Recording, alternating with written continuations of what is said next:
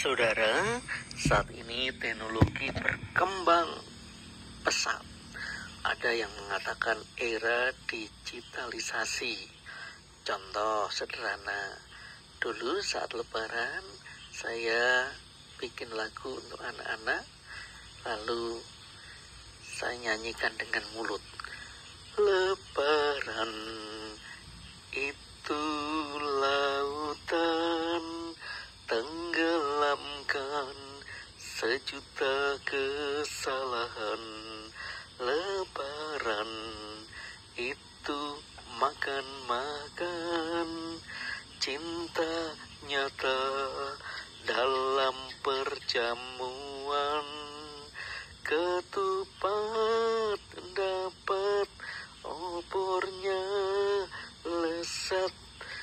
Lebaran tanda perdamaian. Nah, sekarang tak masukkan di namanya AI musik. Nah, jadinya berbeda.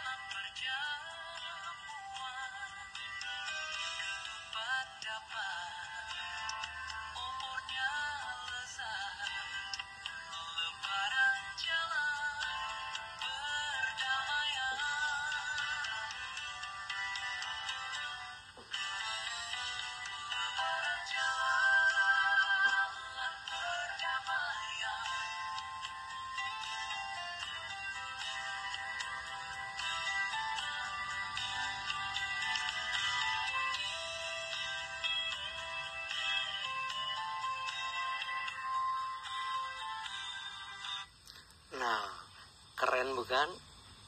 Itulah teknologi digitalisasi. Tentu kita bijaksana melihatnya. Kembali kepada tema firman Tuhan, menyadari dan merespon kasih tak ternilai. Jadi luar biasa kecerdasan manusia, tetapi kalau kita tidak menyadari, dilihat dari kacamata iman, justru kadang-kadang bisa menyesatkan. Nah, saudara, bukankah Tuhan itu sudah memberikan yang sempurna, yang paling baik bagi manusia? Tetapi karena manusia seringkali lupa, maka hari ini kita diajak menyadari dan merespon kasih yang tak ternilai itu. Yang pertama, saudara, apa yang dikatakan Yesaya, jangan ingat-ingat masa lalu, jangan ingat-ingat zaman purbakala. Aku membuat sesuatu yang baru. Artinya kita harus menyadari bahwa kasih Tuhan yang tak ternilai itu harus kita lihat untuk move on ke depan. Yang kemarin mungkin kalau ada kesalahan, baik orang lain, baik kita, nggak terlalu menyesali sampai merasa kecewa. Ingat, kasih Tuhan tidak ternilai. Tuhan akan masih memberikan kasih-Nya yang ke depan. Kita harus melihat ke depan bahwa kasih itu tetap ada.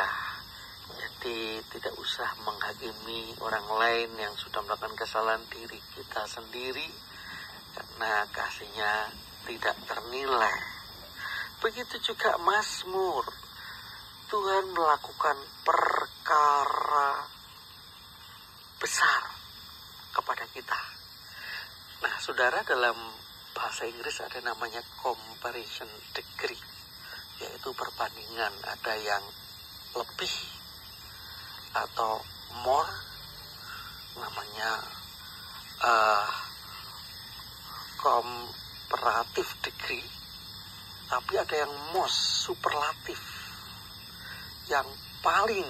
Jadi kalau kasih Tuhan atau yang dilakukan Tuhan, perkara-perkara Tuhan itu bukan paling besar, tapi bukan yang terbesar dibandingkan dengan yang lain, tapi paling besar bagi setiap kita. Jadi superlatif kasih bagi setiap kita, sehingga nggak usah dibanding-bandingkan, sehingga kadang-kadang kita menuduh Allah itu tidak adil. Aku kok begini, dia lebih baik. Tidak, setiap orang itu diberikan kasih yang superlatif, kasih yang besar. Mari kita sadari supaya ketika kita menanggapi atau merespon juga terbesar kasih kita kepada Tuhan. Jadi kita tanggapi. Itulah yang mengingatkan kita bagaimana kasih Tuhan itu tak ternilai karena paling besar. Nah, saudara, apa yang dikatakan oleh Paulus? Aku bukan sempurna, tapi aku mengejarnya. Dan nanti Kristus akan menangkapku. Jadi walaupun kasih Tuhan itu tak ternilai, bukan berarti kita leda-ledi. Tetapi seperti Paulus mungkin terinspirasi di rumah, yaitu ada yang mengatakan terinspirasi yang namanya lari estafet, yang menangkap kayu begitu, itu harus sekuat tenaga, tangkap begitu, nggak boleh pelan supaya menang. Begitu juga kita harus berlari, dan nanti yang menangkap Tuhan yang sempurna. Jadi ketika kita merespon kasih Tuhan, kita menanggapinya dengan serius, bukan leda-ledi. Itu yang dikatakan oleh Paulus. Nah, yang terakhir saudara, Yohanes, menarik. Jadi Yohanes ini menceritakan bagaimana Yesus diurapi oleh seorang wanita kakinya dengan minyak yang mahal. Lalu diprotes, bukankah ini untuk orang miskin? Bisa oleh Yudas. Tapi tahu apa yang dipikirkan Yudas, bukan orang miskin tapi pelit. Nah, dikatakan oleh Yesus, karena orang-orang miskin selalu ada pada kamu, tetapi aku tidak akan selalu ada pada kamu. Nah, saudara, walaupun dalam nyanyian Jawa ada yang nyanyi begini, neng gunung woh nengari Gusti Allah ono, di kanan kiriku ada Tuhan, kanan kiriku ada Tuhan. Tetapi seringkali kita tidak menyadari kalau di kanan kiri kita ada Tuhan. Maka Tuhan tidak setiap saat ada di jiwa kita. Seringkali kita lupa, seringkali kita hampa, seringkali kita putus asa karena suasana. Maka mari kita benar-benar menyadari dan merespon kasih itu seperti perempuan yang meminyaki kaki Yesus.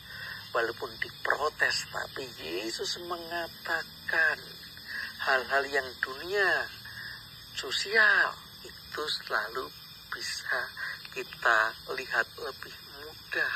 Tetapi masalah Allah yang roh itu belum tentu ada. Dan kadang-kadang tidak menyadari bahwa kasih Allah itu tidak ternilai. Kita masih hidup, kita masih bisa bangun tidur, kita masih bisa makan.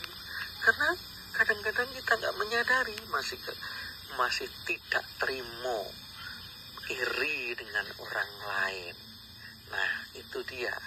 Karena apa yang sudah diberikan Tuhan itu sungguh tidak ternilai.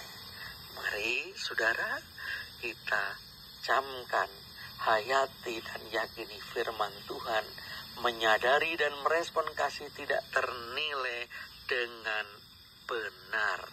Amin. Tuhan memberkati.